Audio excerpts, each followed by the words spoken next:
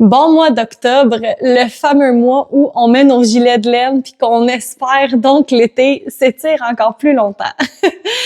Alors, dans ma planification annuelle, au mois d'octobre, on fait l'envoi de nos Save the Date. Pourquoi au mois d'octobre? Parce qu'on est dans les temps entre un 6 et à 12 mois avant votre date de mariage. Donc, c'est vraiment le moment où on annonce de réserver la date de votre mariage. On n'est pas en train de mettre beaucoup de détails dans le Save the Date, hein, parce que si je vous définis c'est quoi un Save the Date, c'est une invitation où on ne fait qu'annoncer vos deux noms sur le carton d'invitation, la date de votre mariage et le lieu. C'est tout. On inscrit dans le bas d'autres détails suivront parce qu'on veut pas se mouiller. On veut pas mettre trop d'informations puis que finalement, ben, ça se modifie au fur et à mesure de la planification. Donc, on met pas d'heure. On y va vraiment très large. On demande simplement aux invités de saver la date. D'accord? Ce qui est important aussi, lorsqu'on est rendu à cette étape-là, c'est que votre liste d'invités, elle est dite finale. OK? Je dis finale entre guillemets parce que ça a le temps quand même de changer de plus ou moins 10 personnes parce que des fois, dans la prochaine année, vous pouvez, par exemple, changer d'emploi puis vous lier d'amitié, là, d'une amitié assez intense avec une collègue de travail, par exemple, puis ben, vous allez l'inviter, son conjoint puis ses deux enfants, par exemple. Donc, ça peut quand même se modifier. Par contre, votre liste doit être quand même faite. Est-ce qu'on parle de 100 personnes? Est-ce qu'on parle de 150 personnes ou on parle d'un mariage de 50 personnes? Donc, ça, c'est l'étape juste avant. Lorsqu'on est rendu à faire les save the date, comme je l'ai dit peut-être rapidement tantôt, on peut faire un carton, vraiment là sous la forme des vrais faire-part, comme on appelle ça. On les envoie un peu plus tard dans notre planification. Donc, un carton postal qu'on envoie par la poste à nos invités. Je vois aussi le même genre de carton, mais envoyé de façon numérique, donc par courriel, sur Messenger. Ça se voit très bien. Et ce que je vois, c'est de plus en plus commun. J'ai même cette saison, j'ai 2 mariés qui l'ont fait. Ils ont fait un envoi de Save the Date par vidéo. Donc, je suis même allée faire un tournage avec un couple de futurs mariés au lieu de leur mariage. Et ils avaient planté là des piquets avec des années où on voyait le couple marcher dans un champ.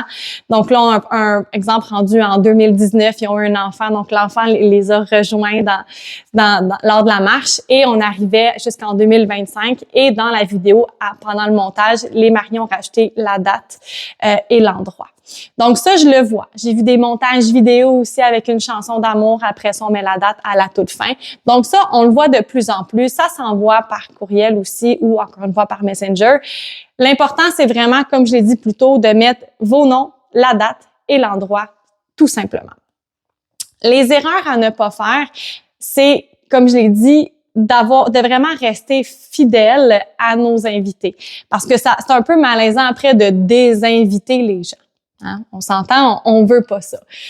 Dernier petit point que j'aurais à dire sur les Save the Date, c'est à la toute fin de mettre un appel à l'action. C'est-à-dire de demander aux gens de confirmer qu'ils ont bel et bien reçu le Save the Date, parce que ça va vous donner un indicateur sur finalement ils sont partis en voyage ou ils sont à l'extérieur du pays. Ça veut dire quand même la même chose, mais en tout cas, vous comprenez ce que je veux dire, je suis certaine.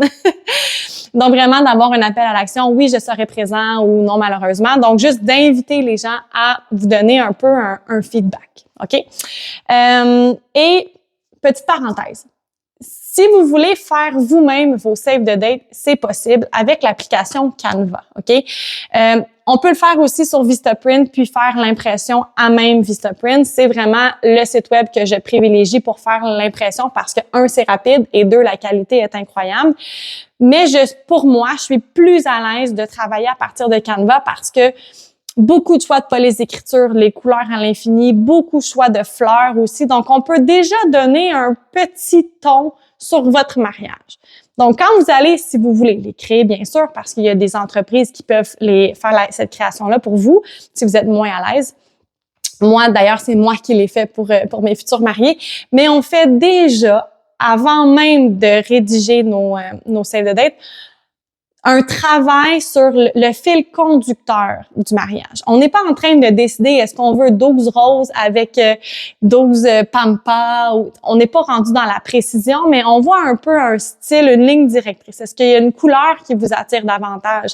Si c'est un mariage, par exemple, printanier, on peut mettre plein de touches de couleurs versus un mariage où on est plus à l'automne. Bon, là, on peut aller plus dans les teintes de terracotta, par exemple. Donc, on peut déjà commencer à réfléchir à ce concept-là. Même chose, si vous avez une fleur, vous dites, moi, je veux vraiment des bouquets de souffle de bébé où je vois beaucoup de verdure, vraiment plein de touches d'eucalyptus. On peut venir mettre cette décoration-là, cet ajout-là dans vos visuels pour vraiment donner un peu le ton. Encore une fois, on est en tout début de processus. Donc, vous n'êtes pas obligé, si vous savez pas trop où vous lancer, mouillez-vous pas tout de suite. Puis quand on sera rendu à l'élaboration des faire-part, ce qui est normalement fait une fois que la dégustation est faite. Donc, on parle de entre janvier et avril, dépendamment de votre traiteur. Mais une fois que tout ça se sera fait, là, on pourra aller vraiment on pourra être assez précis dans nos termes de couleurs, de fleurs, dans les faire-part. Par contre, là, encore une fois, les save the date, c'est très minimaliste comme information.